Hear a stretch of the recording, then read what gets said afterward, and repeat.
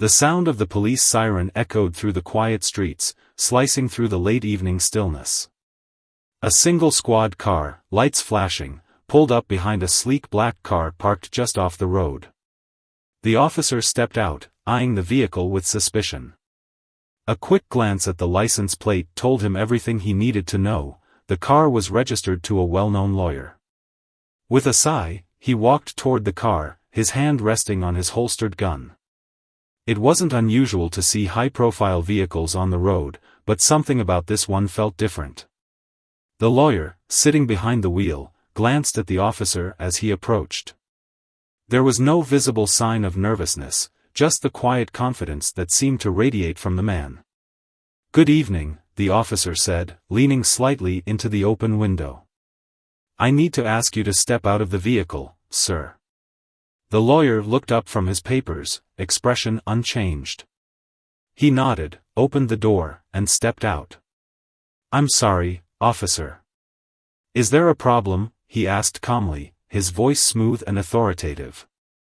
The officer, not used to being addressed so directly, paused. "We received a report about a suspicious vehicle parked here. I'll need to check your ID." The lawyer's lips curled into a small, almost imperceptible smile, but his eyes were steady. "Of course, officer. I'll cooperate fully." As the officer took the lawyer's identification, the quiet demeanor continued to unsettle him. He ran the name through the system and it came back clean. Still, something about the situation felt off. The officer had been on the force long enough to know when something didn't sit right. "Sir, please step back and place your hands behind your back," the officer ordered abruptly. The lawyer didn't hesitate, his expression remaining neutral. "Officer, is this really necessary? I assure you, there's no need for this." But the officer didn't listen. He was on high alert now, and his instincts had taken over. A man like this lawyer, so composed and so calm, seemed like the perfect cover for someone hiding something. As the officer applied the handcuffs, he couldn't shake the feeling that he had done the right thing, until he reached into the lawyer's coat pocket. What he pulled out was a badge, a chief's badge. The officer's hands froze for a moment. He stared at the shiny metal in disbelief. He had no idea why a well-known lawyer would be carrying around a badge, but it was clear now that this was no ordinary traffic stop. The man he had just handcuffed wasn't just any lawyer, he was a highly respected criminal defense attorney. And now, this same man, who had been caught up in a seemingly trivial incident, was suddenly the most important person in the case the officer had ever encountered. "Wait," the officer muttered, his voice shaky. Are you the chief?" The lawyer, still calm, glanced at the officer without flinching. "I'm just someone who's been in the right place at the right time," he replied smoothly, his eyes narrowing. "But I think you've made a mistake, officer. I believe you're holding the wrong man." The officer's heart began to race.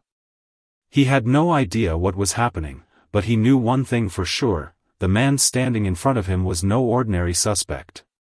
And now, everything had changed. The officer stood frozen, the weight of the badge in his hand feeling like a lead weight. His mind was racing, but his body felt paralyzed. He had just arrested a man who was far more important than anyone he'd ever pulled over before. This wasn't just some small-time crook. This was a well-respected lawyer, a figure many would look up to in the legal community. And now, this very man was standing before him, handcuffed, accused of something that didn't even make sense. The officer's heart began to pound faster as the reality of what he had done started to sink in. His breath caught in his throat. I didn't know," he muttered, still staring at the badge. The man, who could have easily been a chief of police, remained calm, unruffled by the situation. The lawyer, no, the chief, looked at him with a mixture of curiosity and mild amusement. "I can see that," he said softly. "But you made a mistake. And now, you're going to have to deal with the consequences." The officer's mind raced. What consequences? In a panic, he reached for his radio, broadcasting an urgent message.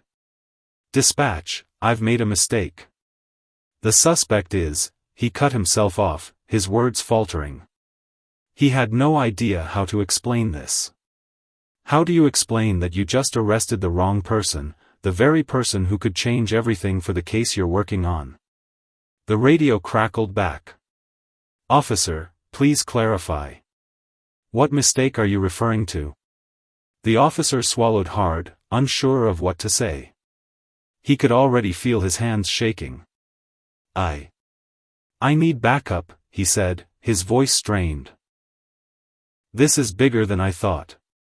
The lawyer didn't move, still locked in the handcuffs, his posture straight, and his eyes fixed on the officer with a knowing look. The officer glanced at the chief, unsure of what to do next. But the lawyer's calm demeanor only seemed to make the officer more nervous.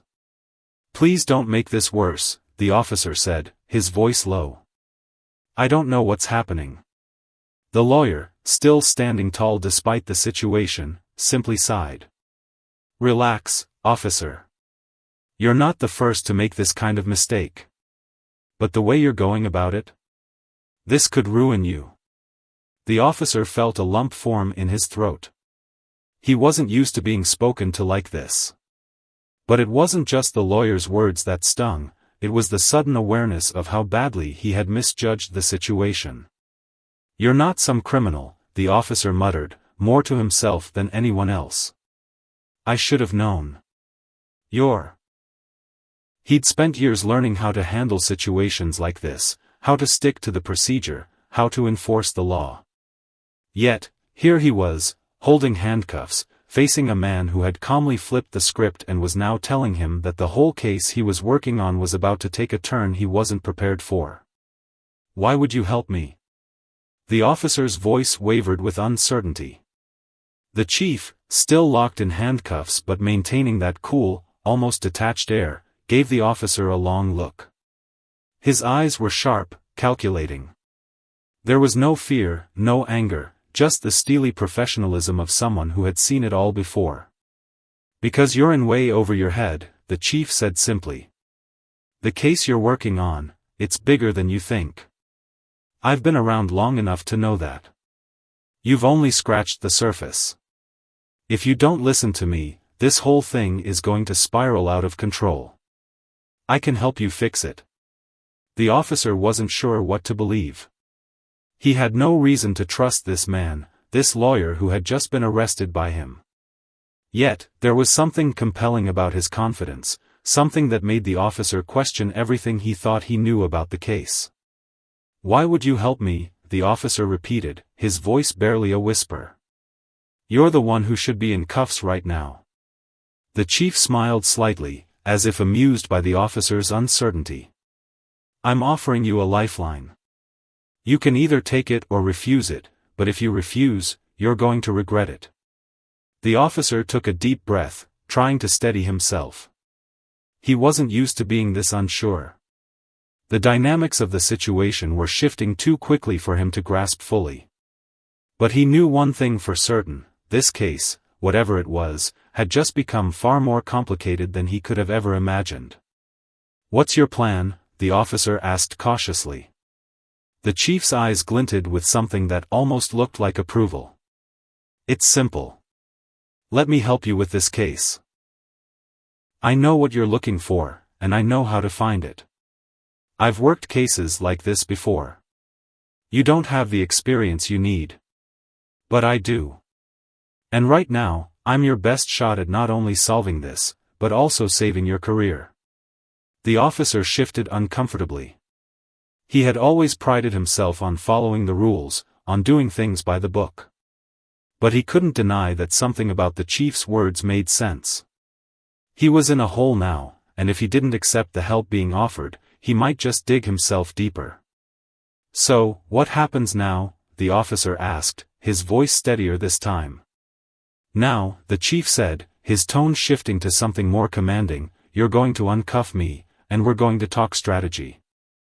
You're going to listen to me, and you're going to follow my lead. I'll get you where you need to go, and I'll make sure you don't lose everything. You've been arrested by me, yes. But I can be the one to pull you out of this mess if you trust me. The officer hesitated, looking at the chief's calm demeanor. There was something undeniable in the man's presence. This wasn't just any lawyer, this was someone who was used to making things happen, someone who could cut through the noise and get results. Finally, with a heavy sigh, the officer reached for the handcuff key. His fingers fumbled for a moment before unlocking the cuffs, his mind still racing with questions and doubt. What was he getting himself into? The chief rubbed his wrists, his eyes never leaving the officer's face. Good decision, he said. Now, listen carefully. I'm going to tell you everything you need to know to take this case in the right direction. I'll guide you through it. As the officer listened, his skepticism slowly began to fade. The chief's words were logical, direct, and filled with a kind of sharpness that made the officer realize just how much he was out of his depth. He didn't fully understand everything yet, but there was something undeniably trustworthy about the way the chief spoke. The officer had no choice now but to follow his lead. What do we do first? The officer asked, now fully committed to the new direction. We begin by looking at the bigger picture, the chief replied. You've been chasing the wrong clues, and it's been clouding your judgment. We'll go over the details, and I'll show you what you've missed. We can't afford to keep making mistakes. As the officer began to take notes and absorb everything the chief said, a strange sense of clarity started to form in his mind. The case was no longer just a collection of isolated incidents, it was something larger, something far more complex than he had realized. And the man who had been arrested for a minor violation was now the one guiding him through it. The officer sat in the small, dimly lit interrogation room, notebook open in front of him. He hadn't expected things to take such a strange turn when he first pulled the car over. The chief, still the lawyer, now uncuffed, sat across from him, calmly outlining his strategy for what seemed like a far more complicated case than the officer had originally thought. This is bigger than just a simple traffic stop, the chief said, tapping his fingers on the table thoughtfully. What you're dealing with goes much deeper. There are people involved who have more power than you can imagine, and if you aren't careful, you'll get caught in the crossfire. The officer listened intently, unsure of how much of this he could believe. But as the chief continued to explain, his words began to make sense. The case the officer had been working on, a routine investigation into local corruption, was far from ordinary. The deeper the officer dug, the more he uncovered about a network of criminal activity that had infiltrated places he'd never suspected. It wasn't just bribery or small-time scams, it was a well-organized operation that extended far beyond what the officer had initially believed. You've been chasing a few low-level players, the chief continued, his voice steady and even. But the real players are much higher up, out of sight. You need to shift your focus, understand where the real power lies. And that means looking past the obvious. The officer frowned, feeling the weight of the situation press down on him. What do you mean? Where do I start? The chief leaned forward, his sharp eyes never leaving the officer's face. You need to look at the connections. Follow the money. See who stands to gain from the corruption you've found. There's a reason this case has been so difficult. The people you're dealing with don't make mistakes, and they'll stop at nothing to protect themselves. The officer felt a surge of panic. He hadn't realized just how dangerous this case could be. But he couldn't back down now. The chief's words had given him a new sense of direction, and for the first time in a long while, he felt like he was on the right track. But it wasn't just the case that had the officer on edge. It was the fact that he was now working with a man he had arrested just hours ago. The very person he had once seen as an adversary was now the key to unraveling everything. And as much as the officer wanted to believe the chief, he still couldn't shake the feeling that he was being drawn into something far bigger than he had ever imagined. How can I trust you? The officer asked, voicing the question that had been on his mind since the moment he'd unlocked the cuffs. You've been arrested. You've got your own reputation to protect. The chief didn't flinch. Trust me because I'm the best shot you've got. I've spent my career fighting for the truth, and I've got nothing to hide. If you want to get to the bottom of this, you need me. The officer hesitated. He had heard the chief's words, but part of him still couldn't fully let go of his doubts. Could he really trust a man who had been on the other side of the law, a man who had seen the system from every angle and understood how to manipulate it? The officer didn't have the answers, but he knew one thing: he had no choice but to keep moving forward. All right, the officer said, finally nodding. What do we do next? The chief smiled, his face a picture of calm confidence. First, we gather more information. We start connecting the dots. I've got some resources that can help, but we need to move quickly. There are people who won't hesitate to bury this investigation before it goes any further. We need to beat them to the punch. The officer felt a renewed sense of urgency. He couldn't afford to waste any time. If the chief was right, and everything pointed to him being right, this case had just opened up into something far more dangerous. The stakes were higher now, and the clock was ticking. As they left the room to begin their work, the officer couldn't shake the feeling that he was walking a tightrope. He had crossed a line by trusting the chief, but it was a risk he had to take. And as much as the officer wanted to believe in the justice he had spent his career defending, he couldn't ignore the fact that sometimes, to catch the truly dangerous criminals, you had to take some dark paths yourself. For better or for worse, the officer was now in this case deeper than he ever thought possible. The officer felt a mixture of dread and excitement as they left the interrogation room. Everything had changed so quickly. Just hours ago, he was arresting the man he now considered his only ally in what was turning into a dangerous game. The chief had given him a new perspective on the case, but the further they went, the more uncertain the officer became. He was out of his depth. As they moved through the station, the chief led the way. His calm, deliberate movements were a stark contrast to the officer's inner turmoil. Despite the situation, the chief moved with a sense of purpose, as though he had been through this kind of thing 1,000 times before. The officer followed, trying to maintain his composure, but his thoughts were a whirlwind.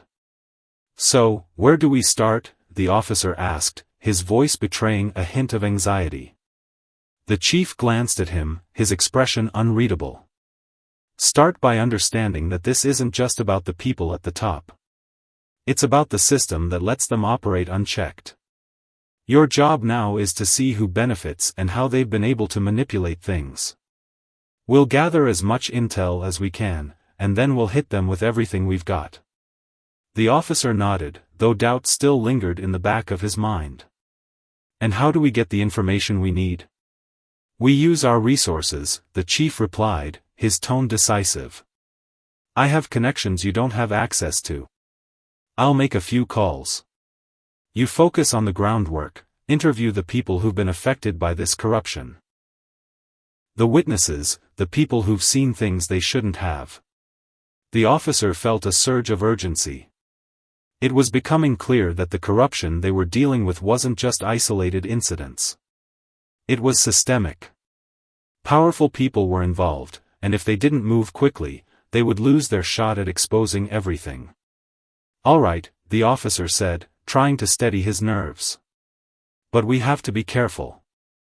If we're not careful, they'll figure out we're onto them. The chief stopped and turned to face him, a small, knowing smile forming on his lips. Careful is the last thing you need to be right now, officer. The longer you sit on information, the more dangerous it gets. Trust me, this is a fight that's going to require taking risks. The officer felt a sense of unease at the chief's words. Taking risks? He had spent his career playing things by the book, and the thought of taking risks, especially with someone as questionable as the chief, made his stomach turn. But he couldn't ignore the urgency in the chief's voice. The time for caution was running out. As they made their way through the precinct, the officer was keenly aware of the growing sense of tension. The station was quiet, but the air felt thick with the weight of the case. The officer wasn't just up against the criminals they were trying to expose, he was up against the system that had allowed them to thrive for so long. "We've got to move fast," the chief said, his voice low but intense. "You keep talking to the people who've been affected, and I'll handle the behind the scenes. I'll be your eyes and ears. But we need to get everything we can in the next 48 hours. The officer knew what that meant. They were on a deadline. If they didn't gather enough evidence, they'd lose their chance to take down the powerful people behind the corruption. The officer felt a pit in his stomach. The stakes had never been higher. "I'll get started on my end," the officer said, his voice firm despite the unease in his gut. "But we can't be seen working together. We need to keep it quiet." The chief's eyes softened just slightly, as if he understood the officer's reluctance. "Agreed. You keep doing your job, and I'll handle the rest. But remember, when the pieces start to fall into place, we won't be able to hide what we're doing anymore. It's going to get messy." The officer nodded. He was ready. But there was a nagging voice in his head warning him that the deeper they went, the harder it would be to get out unscathed. He pushed the thought aside. There was no turning back now. He had a job to do, and he had to finish it, no matter what. They parted ways, the officer heading toward his car, his mind racing with all the things that still didn't make sense. How had he ended up here? How had he gone from simply enforcing the law to becoming part of a case that could break everything wide open? And why had the chief agreed to help him? Someone who had made such a massive mistake? The officer knew the answers to none of these questions. All he could do now was follow the path in front of him. But as he drove through the darkened streets, he couldn't shake the feeling that the journey ahead would change him forever. The officer spent the next few days moving through his work with a sense of urgency. Each interview, each piece of evidence he collected, seemed to add another layer to the case. As he talked to the witnesses, people who had been swept up in the corruption, forced to do things they didn't want to do, people who were now scared to speak up, he started to understand just how far-reaching the issue was. It wasn't just about illegal money exchanges or shady business deals. This was a carefully orchestrated system, one that involved people at every level of power: law enforcement, government officials, business leaders. The officer had only scratched the surface of the corruption, and the deeper he dug, the darker it became. As he worked, the chief remained a quiet presence in the background. He kept his word, using his connections to gather information and help the officer piece things together. But they both knew the clock was ticking. They couldn't afford to take their time. They had to act before those who were involved got wind of the investigation and buried it forever. The officer found himself spending late nights at the station, poring over files, making phone calls, and trying to piece together the puzzle that seemed to grow more complicated with each passing hour. His mind raced, and sleep became a luxury he couldn't afford. Then, late one evening, a breakthrough came. A piece of evidence fell into his lap, an email chain that clearly linked a series of high-profile figures to the crimes he had been investigating. It was a damning piece of information, one that would be impossible to ignore. But with it came another realization: they couldn't just hand it over. They needed to ensure the safety of those who had come forward. If they acted too quickly, it could all fall apart. The people behind the operation would destroy anyone who got in their way. The officer met with the chief the next morning, his heart pounding with the weight of the decision he now had to make. They had the evidence they needed, but they also had to be careful how they proceeded. If they moved too fast, they could lose everything. "We can't wait any longer," the officer said, the words coming out more urgently than he intended. "If we don't act now, they'll get rid of the evidence, and we won't be able to tie anyone to this." The chief, leaning back in his chair with his arms crossed, nodded slowly. "I understand your urgency, officer. But we need to be smart about this. Rushing in without a solid plan is exactly what they want us to do. We need to think through every move. The officer clenched his fists, frustration bubbling up. We don't have the luxury of time. We can't wait for the perfect plan, or they'll wipe us out before we can do anything. The chief studied him for a long moment before finally speaking. You're right. We don't have forever. But we're not dealing with amateurs here. The people we're going up against are powerful. One wrong move, and everything we've worked for will be destroyed. The officer felt the weight of the situation settle over him. He understood what the chief was saying. Every decision they made now had to be calculated, careful. They couldn't afford any mistakes. So, what's the plan? The officer asked, trying to push down his anxiety. We gather everything we have, the chief replied, his voice steady. The evidence, the statements, everything. But we can't go public yet. We'll send an anonymous tip to the media, just enough to make them start asking questions. We need to get the attention of the right people, but we need to keep it quiet enough that we don't tip off the wrong ones. The officer nodded, the plan starting to take shape in his mind. It was risky, but it was the only chance they had. They would have to expose the corruption in a way that was both covert and public, getting the attention of those who could help without causing a full-blown panic. Then we move quickly, the officer said, his resolve hardening. We'll do whatever it takes to ensure the evidence gets to the right people before anyone can stop us. The chief's eyes narrowed, but there was a hint of approval in his gaze. That's the spirit. We can't afford to hesitate. You're starting to get it. The officer felt a sense of clarity wash over him. They were no longer just investigating a simple case, they were in a race against time, fighting to expose something that could bring down people with far more power than he had ever imagined. And the stakes had never been higher. I'm ready, the officer said, his voice firm. Let's do this. The chief gave a brief nod before rising from his chair. We'll make the call, get the evidence into the right hands, and then we wait. We don't let anyone know what we're doing until it's too late for them to stop us. As they made their plans, the officer felt a surge of adrenaline. They were about to make a move that could change everything. The risk was high, but the reward, if they succeeded, was even higher. The clock was ticking, and the pieces of the puzzle were finally falling into place. It was time to act. The officer's heart raced as the hours ticked by. Everything they had worked for, everything he had put his trust in, was coming to a head. He met the chief at an undisclosed location, the air thick with tension. This was no longer just a simple investigation, it was an all-or-nothing fight. If they succeeded, they would expose the corruption that had festered beneath the surface for years. If they failed, everything would be buried, and they might never get another shot at justice. Everything's in place, the chief said, his voice steady but carrying an undeniable edge. We have the evidence. The media's ready to make the call. Now, we just need to make sure no one finds out before the story breaks. The officer nodded, his mind already moving ahead. He could feel the weight of the decision pressing down on him. This was it, the moment when everything they had worked for would either come to light or disappear into the shadows. He couldn't help but think back to how far he had come.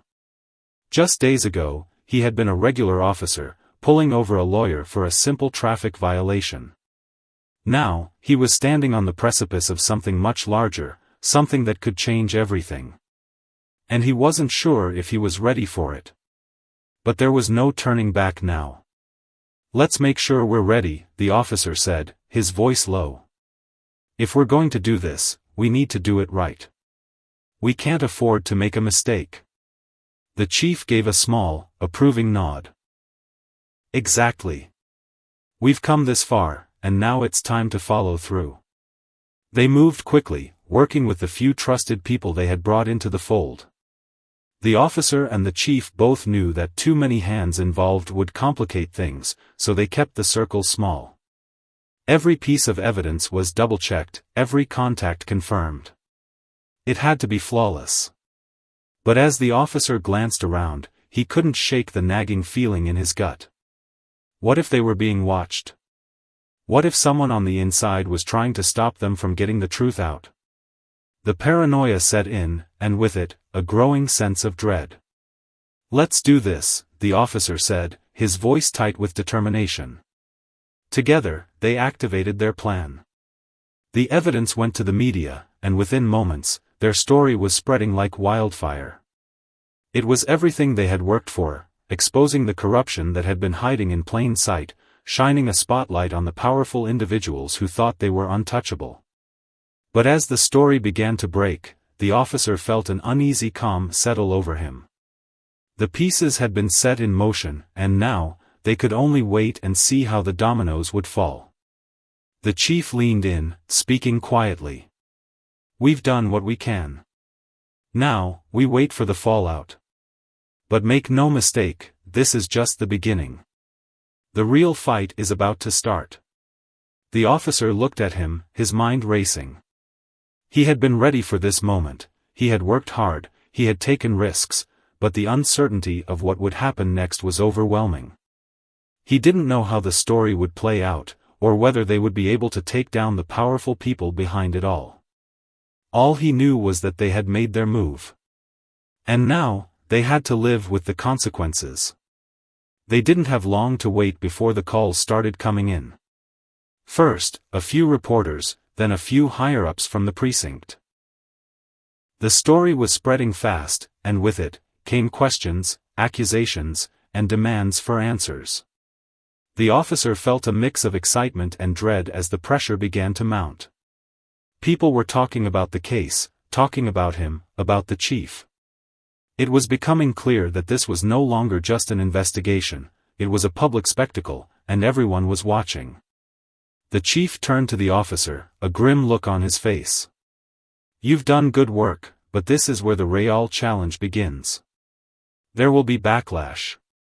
People will try to shut us down, and we'll have to fight tooth and nail to keep this going. But we can't stop now." The officer nodded, the weight of what was ahead settling heavily on his shoulders.